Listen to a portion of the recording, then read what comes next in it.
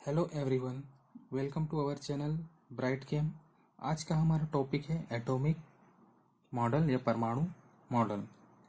जब fundamental particle discover हुए तो विभिन्न प्रकार के या फिर विभिन्न जो वैज्ञानिक हैं, जब फंडामेंटल पार्टिकल डिस्कवर हुए, इलेक्ट्रॉन प्रोटॉन न्यूट्रॉन का जब डिस्कवर हुआ तो सभी साइंटिस्टों को ये पता चल गया कि जो एटम है वो सबसे छोटे पार्टिकल नहीं होते, बल्कि एटम से भी और भी छोटे छोटे पार्टिकल होते हैं, या फिर जो एटम है वो और भी छोटे छोटे पार्टिकल से मिलकर बना होता है, जिसे क्या कहते हैं, इलेक्ट्रॉन प्रोटॉन न्यूट्रॉन।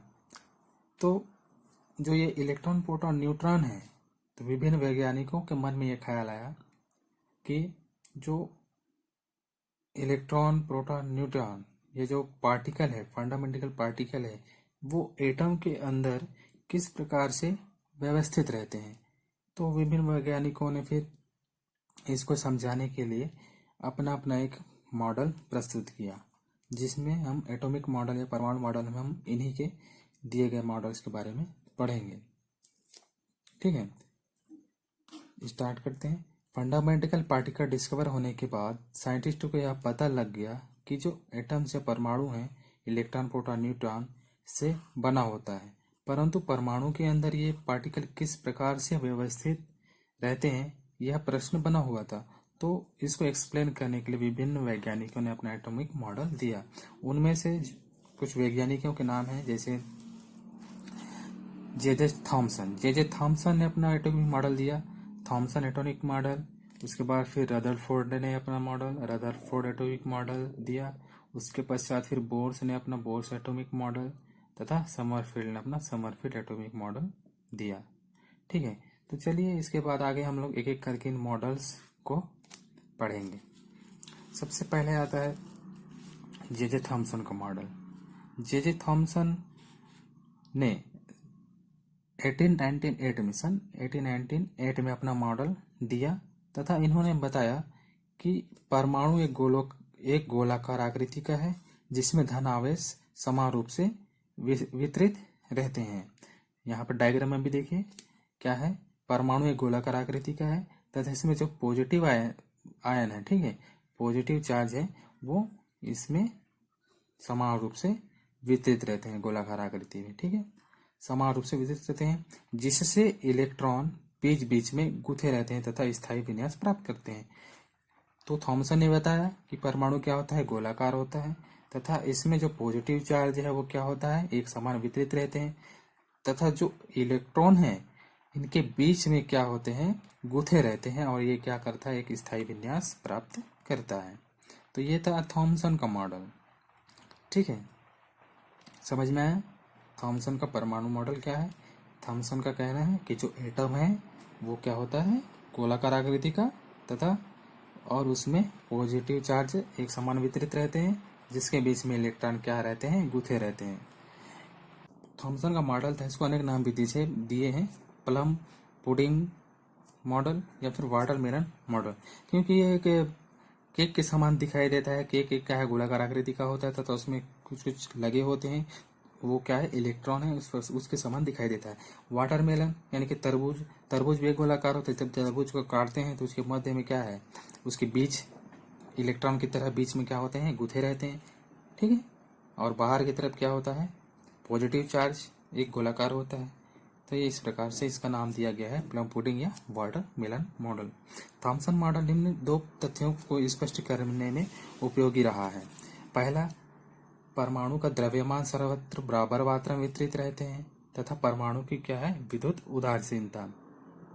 यानी कि इस मॉडल से ये दो पॉइंट स्पष्ट होता है कि इसका जो परमाणु का द्रव्यमान है वो हमेशा सर्वत्र बराबर होता है, क्योंकि जो पॉजिटिव चार्ज यानी इलेक्ट्रॉन का जो चार्ज है वो क्या होता है, बराबर होता है, तो उसका द्रव्यमान भी क्या होगा, बराबर होगा। जब पॉजिटिव चार्ज और जो इलेक्ट्रॉन है वो बराबर होंगे तो परमाणु का जो क्या होगा, विद्युत उदासीनता, यानी दोनों एक दूसरे को कैंसिल कर देंगे, जिससे वो क्या होगा, उदासीन होगा। ये थॉमसन का कहना है। किंतु ये जो रदरफोर्ड का जो मॉडल आया, इसके बाद अल्फा किरण प्रकीर्णन प्रयोग के परिणाम की व्याख्या नहीं कर सका। किंतु जो इसके पश्चात जो क्या है, जो रदरफोर्ड ने अपना मॉडल दिया अल्फा किरण प्रकीर्णन, तो थॉमसन मॉडल इस रदरफोर्ड के मॉडल के परिणाम की क्या कर सका, व्याख्या नहीं कर सका इसके परिणाम को। ठीक है, इसके बाद हम लोग देखते हैं रदरफोर्ड न्यूक्लियर मॉडल। रदरफोर्ड ने सन 1911 में अपना न्यूक्लियर मॉडल दिया था।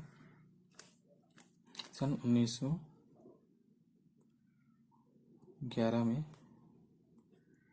अपना मॉडल दिया था तथा इस मॉडल में इन्होंने एक प्रयोग किया। इन्होंने एक स्वर्ण पत्र लिया, इसमें आप डायग्राम में देख रहे होंगे। इसमें एक स्वर्ण पत्र लिया तथा उसने एक लेड ब्लॉक्स में अल्फा कण का स्रोत लिया तथा इसको एक स्लिट से गुजारा। इस स्लिट से गुजारने पर एक धारा पुंज प्राप्त होती है जो इस स्वर्ण पत्र पर टकराता है और इस स्वर्ण पत्र के आगे पर एक फ्लोरोसेंस जिंक सल्फेट का बना फ्लोरोसेंस लगा होता है, जिसे यह धारा पुंज इस स्वर्ण पत्र से निकलकर इस जिंक सल्फेट के जो फ्लोरोसेंस है इस पर टकराती है। ये जब टकराती है इस फ्लोरोसेंस पर तो वहां पर क्या होता है, एक बिंदु प्राप्त होता है और इस स्वर्ण पत्र से जो धारा पुंज है वो विभिन्न कोणों पर निकलती है अलग अलग। तो इस जिंक सल्फेट पर हमें वो बिंदु प्राप्त होती है, जिससे पता चलता है कि ये जो धारा पुंज है वो अलग अलग कोणों पर क्या हो रही है, टकरा रही है। तो इसके बाद हम लोग इसको देखते हैं आगे। सन 1911 ईस्वी में रदरफोर्ड ने पतले स्वर्ण पत्रों पर अल्फा कणों के प्रकीर्णन संबंधी प्रयोग किए, जिसके परिणामों ने परमाणु एटम्स के कांस्टेंट पार्टिकल की व्यवस्था के संबंध में महत्वपूर्ण जानकारी प्रदान की। रदरफोर्ड के द्वारा प्रयुक्त उपकरण में अल्फा कणों के एक स्रोत को लेड के ब्लॉक में रखा गया, जिसको एक स्लिट में से गुजारने पर एक धारा पुंज प्राप्त होता है। इस धारा पुंज की बौछार एक पतले स्वर्ण पत्र पर की जाती है, जिसके चारों ओर जिंक सल्फेट का वृत्ताकार प्रदीप्ति पर व्यवस्थित किया जाता है। जब भी अल्फा कण इस पर्दे पर टकराता है तो प्रकाश की फ्लैश उस बिंदु पर प्रकट हो जाती है। इस प्रयोग के बाद रदरफोर्ड ने निम्नलिखित प्रेक्षण प्राप्त किए। इस प्रयोग के बाद अधिकांश जो अल्फा कण है लगभग 99% स्वर्ण पत्र से बिना विचलित हुए सीधे निकल जाते हैं। कुछ जो अल्फा कण होते हैं वो निम्न कोणों पर विचलित हो जाते हैं तथा बहुत ही कम जो अल्फा कण होते हैं वो लगभग 20,000 में से सिर्फ एक तो या विचलित होकर या वापस लौट जाते हैं तथा या तो फिर उच्च कोण के मान के साथ विचलित हो जाते हैं। उपयुक्त प्रेक्षण के आधार पर रदरफोर्ड ने इस प्रयोग से निम्न निष्कर्ष प्रस्तुत किए। पहला, चूंकि अधिकांश अल्फा कण लगभग 99% अविचलित रहते हैं, इसका अर्थ है कि परमाणु में अधिकांश भाग खोखला व रिक्त हैं।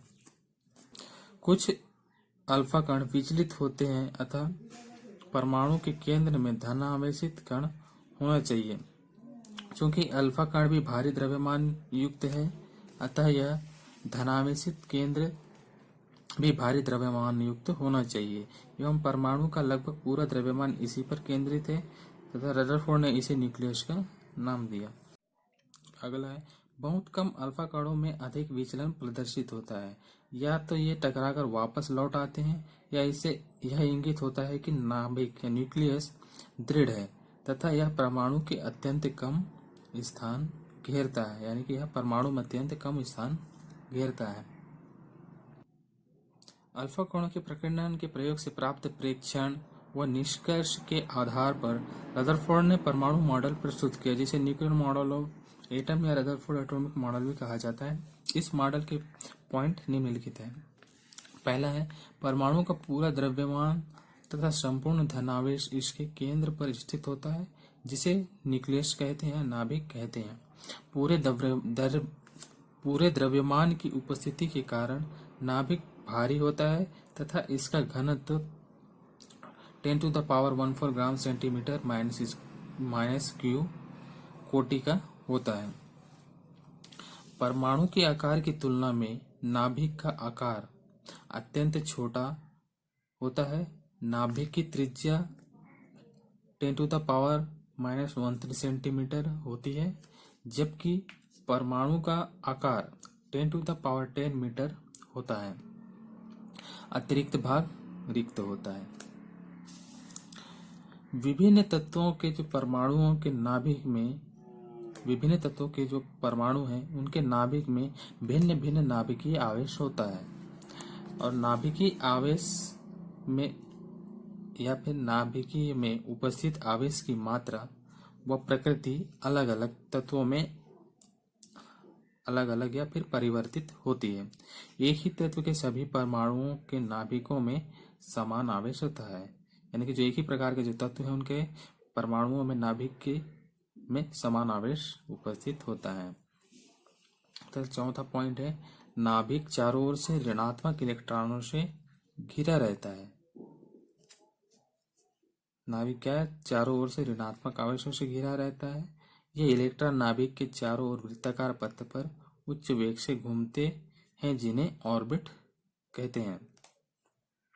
इलेक्ट्रॉनों की संख्या नाभिक पर उपस्थित धन आवेश को उदासीन करने के लिए पर्याप्त होती है, इसलिए परमाणु वैद्युत उदासीन होता है कि समान मात्रा में जो नाभिक है या फिर उसके जो ऊपर बाहर जो इलेक्ट्रॉन है उस नाभिक को उदासीन करने में क्या होते हैं?